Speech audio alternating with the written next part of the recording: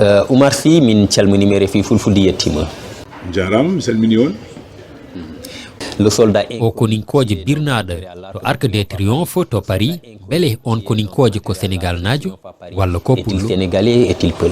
justement on se pose la question eyi ko ngal lamdal min jogui hay minen min jinno hollirde e nder film o ko ɗum ina wawi wonde ina gasa tawi on soldajo mbo andaka ko Sénégal najo ina gasa kadi tawa ko pullo hayso ɗum wodani kadi ko laaɓi ko woni ombo ƴewre dendagal soldeteɓe Afrique naaɓe tawanoɓe e wolde aduniyankore arwinire ɓe gonno fulɓe Sénégal naaɓe walla tan mbiyen ɓaleɓe so tawi laaɓinomo ko Sénégal naje walla ko pullo holko ɗum battinanno e maɗa ko ɗum firtanno kadi ɗo maɗa pour vous comme symbole c'est la même chose en fait c'est juste rendre hommage à cet homme gotum tan ha joni ko ruttude tan teddungal on soldajo ko wawi wonde foof ko hollude darde e cuusal ngal ɓe tiraye en joguino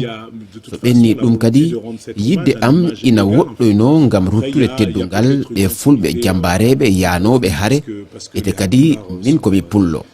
kono on soldajo ko kanɗo teddinede o wawi wonde kala hutoradi ɗemgal fulfuldigal lawol ma gadanol e nder film holko ɗum ɓeydi walla ko ɗum wayli e gurdam maɗa wonde mbaɗo e ɗum wayli ko heewi saabu oɗon gandi pular ko ɗemgal ngal moynumi ngal karatmi galle amen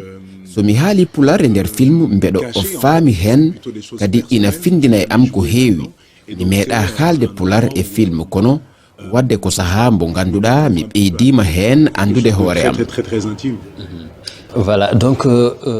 kono beele on keɓani caɗele e yuɓɓingol oɗo film nde tawno binduɗo film o wona fulɓe e yiyande am holno ɗum fo yaari waddi ha mbawɗon ɗum yuɓɓindi e ɗum sattuno no feewi saabu pular ko ɗemgal kewgal filtomolto ɓeydi ɗum sattude kadi ko film o ko e francinkore winda ina fonno winditede e fulfulde so ɗum waɗama kadi ɗum haale e fulfulde caggal ɗum fewndugol ngol hono montage o fof ko golle nde fof joofi kadi bindi ɗi kadi duttina e francinkore ina waɗi gueɗe cattuɗe firde e fulfulde wadde alay sago ɗum ƴewtinde ko moƴƴi wadde ko golle mawɗe wonanno amen kono caggal ɗum Mathieu Vadepied réalisateur o ina jogino o suka debbo rittannoɗo haala ka ngam omo faama golle ɗe rogere moƴƴeri e film o waɗa ko e nder Sénégal o holto e Sénégal kono kadi ko e holdin mbaadi to batte karallagal jiɗmi wiide condition techniquement surtout eyi hunde e film o waɗa ko e nder falde Podor rew Sénégal ko e nder gurel tokosel ina wiye mawɗo to batte tournage o caɗele kewana no feewi emin jogino kippu o yimɓe 50 ko Sénégal naaɓe ɓurno hen hewde o ardiɓe ɓen tan gonno France naaɓe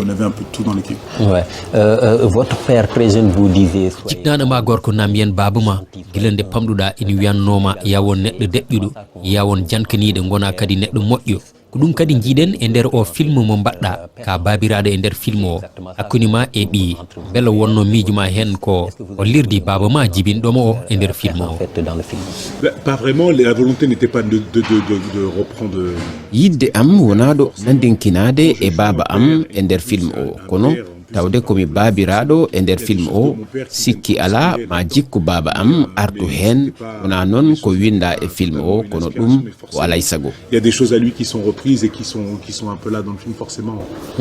et puis ko yewti ha joni e koreji ma beele jiknaɓe maɓe jeeɓi film o e te nde ɓe jeeɓi ɗum nde holko woni hen yiyande maɓɓe ha tengti noon so tawi ko fulfulde kalata hen eyi ha tengti e hanki nde ɓe jeeɓi film o laawol maɓɓe gadanol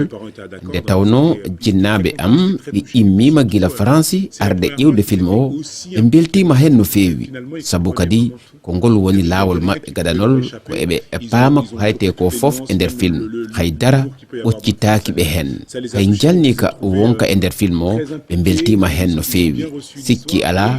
wonaniɓe weltare sanne c'était une fierté pour eux. La communauté leñol fulɓi ina nawra e ɗe caɗele kam e fitinaji ɗi ganduɗa ina mbaɗa e leydi sahel saaha fof fulɓe takke ko mbaɗani walla mbiye ko gonani tuume alhaali kuliyankagal e ko nandi hen beele ɗum fof ina woni goƴo ma e yiyandi maɗa hen taxe de certains.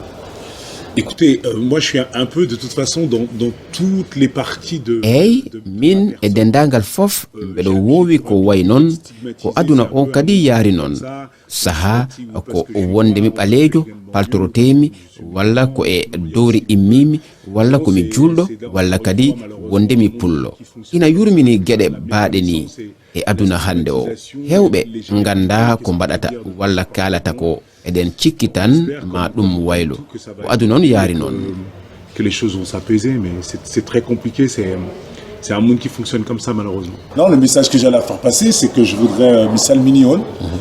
tête du Galmonier Team. Je suis très content du soutien de la communauté alpulaar qu'il y a depuis mes débuts. Donc voilà, on diara en effet. Merci à Diarama. Merci à Diarama.